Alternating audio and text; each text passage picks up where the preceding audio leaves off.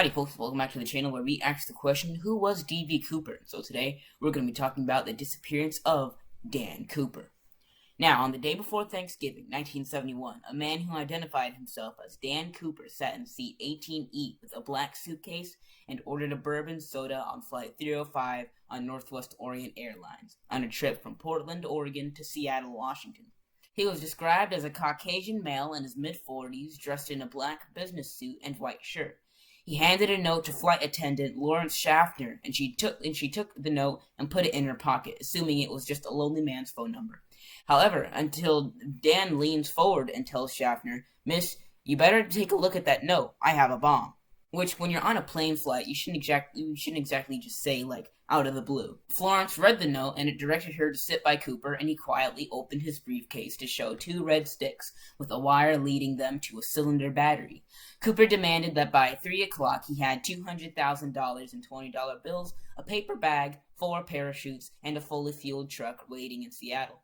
Schaffner forwarded Cooper's demands to the pilot, and in order to not cause panic among the passengers, which he probably already did because he yelled out, "Miss, I have a bomb," they were told that landing would be delayed due to a minor mechanical difficulty. When they landed in Seattle, they were able to get $10,000 from the Federal Reserve Bank of San Francisco, and the parachutes were supplied by a nearby skydiving school.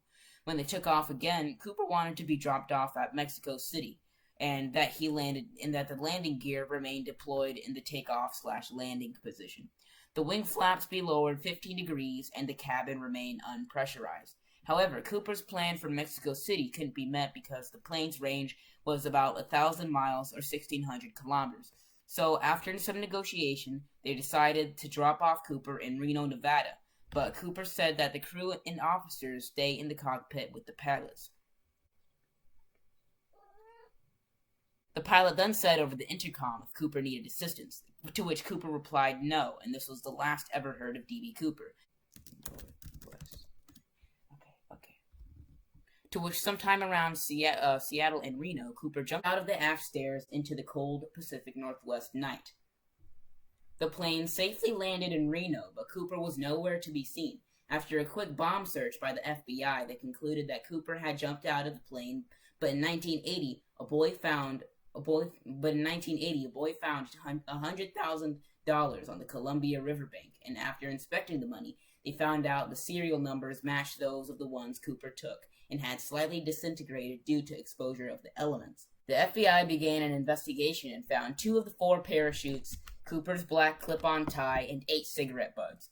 Hey, if I was pulling off the greatest hijacking of the century, I'd be a little stressed out too. After recreating the jump with a 200-pound sleigh, they were able to calculate and pinpoint the area where Cooper may have landed. It may have been somewhere around in the outskirts of Mount St. Helens to Lake Morin. The FBI began a search in the area on foot and by helicopter. They also looked with boats on Lake Morin and even went door to door in the local farmhouses. Neither Cooper nor his belongings could be found. And to this day, people still theorize if Cooper may have jumped out of the plane and fell to his demise, or if he was actually able to get away with the money, or even if he was really working alone.